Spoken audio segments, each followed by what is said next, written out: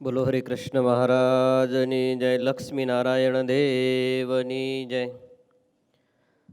આજની આ રવિ સભાના વક્તા મહોદય, વડતાલ મેનેજિંગ ટ્રસ્ટી બોર્ડના મુખ્ય કોઠારી પૂજ્ય ડૉક્ટર સંત વલ્લભ સ્વામી તથા સર્વે સંતો તથા સર્વે મહાનુભાવો, વડીલ હરિભક્તો તથા સર્વે ભાવિક ભક્તોને જાજા કરીને જય સ્વામિનારાયણ. વાલા ભક્તજનો, આ સંપ્રદાયની શ્રીજી મહારાજે સ્થાપના કરી અને પરંપરાઓ સ્થાપી, જેની અંદર કથા વાર્તા, ત્યારબાદ આજે આપણે અતુલ્ય વારસાના માધ્યમથી જે મહારાજે સ્થાપત્ય કલા આદિ અનેક કલાઓનું જે સ્થાપના કરી છે એનું આપણે આજે દર્શન કર્યું.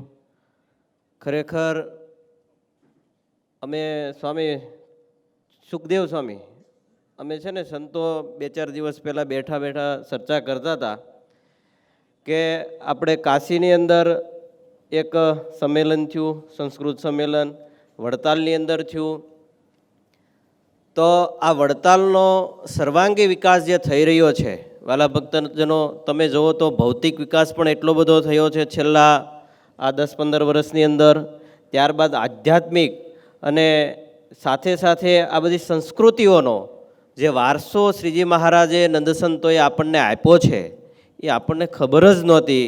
એની જે ઉજાગર કર્યો એ અમારા વડતાલ ટેમ્પલ બોર્ડના ચેરમેન પૂજ્ય દેવ પ્રકાશ સ્વામી એની જે સૂઝબૂઝ જેથી કરીને ભૌતિક વિકાસ આપણને જે કાંઈ દેખાઈ રહ્યો છે એ ચેરમેન સ્વામીને આભારી થાય છે. ત્યારબાદ વડતાલ મંદિરના મુખ્ય કોઠારી ડૉક્ટર સંત વલ્લભ સ્વામી વિદ્વાન છે ને, વિદ્વાન છે.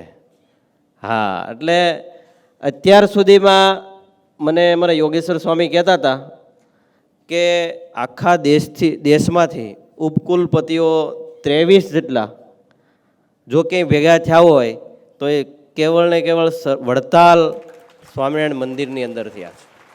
એટલે વાલા ભક્તજનો, જેની દીર્ઘ દ્રષ્ટિ હોય, જેની પાસે કંઈક વિઝન હોય એ જ આપણને કંઈક આપી શકે. એટલે આ વડતાલ લક્ષ્મીનારાયણ દેવ હરિકૃષ્ણ મહારાજે કંઈક દ્વિશતાબ્દી મહોત્સવને ઉપક્રમ રાખી અને આવા કોઠારી અને ચેરમેનની આપણને ભેટ આપી છે. તો ખરેખર આ જોડી આપણને સંતો, વડીલ સંતો કહે છે વારે ઘડીએ, આ જોડી જે આપણને અમૂલ્ય આપી છે એ ભગવાન શ્રીના ચરણોમાં પ્રાર્થના કરીએ કે આ જોડી કાયમી આમણું રહે. ત્રિપુટી શ્યામ સ્વામી છે, સુખદેવ સ્વામી છે, ઘણા સંતો આમાં આપણને. તો વાલા ભક્તજનો, ખરેખર વિદ્વાન સંતો, આપણી જો પાઠશાળા પણ બંધ હતી તો પૂજ્ય મહારાજશ્રીની પ્રેરણાથી આપણને સંતોએ હરિઓમ સ્વામી આવી અને આ સંતોને ભણાવી રહ્યા છે. આ કાંઈ નાની વાત નથી. આપણને આ બધું સામાન્ય લાગે છે. ખરેખર વાલા ભક્તજનો, આ બધું વિઝન હોય તો થાય, વિઝન વગર થાય નહીં. આ વડતાલ તો વર્ષોથી વડતાલ જ છે, પણ વિઝનવાળા સંતો કંઈક કરવા માટે, કંઈક આપવા માટે, નિસ્વાર્થ સેવાના ભાવથી જ્યારે સંતો કામ કરતા હોય, જ્યારે ભક્તો કામ કરતા હોય. અહીંયા છે ને આ મહાનુભાવોનું સન્માન થયું ને તો સંતોના દ્વારા થયું. સાથે સાથે આપણા સંપ્રદાયના શ્રેષ્ઠીઓ, દાનવીર, દાતાઓ, એના માધ્યમથી આ બધાના સન્માનો થયા. એટલે આ નાની વાત નથી. જેમ સંતો પૂજ્ય ચેરમેન સ્વામી, પૂજ્ય મુખ્ય કોઠારી ડૉક્ટર સંત વલ્લભ સ્વામી, સાથે સાથે તમારી જેવા દાતાશ્રીઓએ પણ એવડી ઉદાર ભાવનાથી તમને શ્રીજી મહારાજે આપ્યું છે અને તમે આપ્યું એ પણ ધન્યવાદને પાત્ર છે. વાલા ભક્તજનો, ખરેખર આ વડતાલ દ્વિશતાબ્દી મહોત્સવ, ઘણા મહોત્સવ થયા છે અને થશે, પણ આવો મહોત્સવ હજી સુધી થયો નહીં હોય એવું મને દેખાઈ રહ્યું છે. કારણ કે 400-450 વીઘા કે 800 વીઘા 800 વીઘાની અંદર આ મહોત્સવ થઈ રહ્યો છે. પણ એ બહારથી દેખાય છે, પણ અંદર અનેક વીઘાઓથી જે આ પૂજ્ય ડૉક્ટર સંતવલ્લભ સ્વામી જે કાર્ય કરી રહ્યા છે, જે આ અતુલ્ય વારસો, ત્યાર પછી ડૉક્ટર સાહેબે પણ આગળ હજી ઘણું કાર્ય થઈ રહ્યું છે, અંડરગ્રાઉન્ડ ચાલી રહ્યું છે, એની પણ વાતો કરી. આ પણ કંઈ સામાન્ય વાત નથી.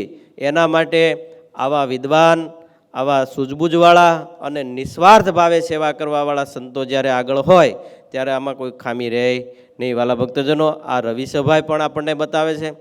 અત્યાર સુધીમાં રવિ સભા કરી છે, સભાઓ કરતા છે તો ઘણા સંતો કરતા છે, પણ મુખ્ય કોઠારી રહી અને જો કોઈ કરતું હોય એવા સંત વલ્લભ સ્વામી છે. એટલે વાલા ભક્તજનો, ખરેખર આ સંતોને ધન્યવાદ તો બરાબર, પણ આપણું મસ્તક નમી જાય, આપણને દંડવત પ્રણામ કરવાનું મન થાય એવી પોતાને શ્રીજી મહારાજે શક્તિ આપી છે, એનો ઉપયોગ કરી રહ્યા છે.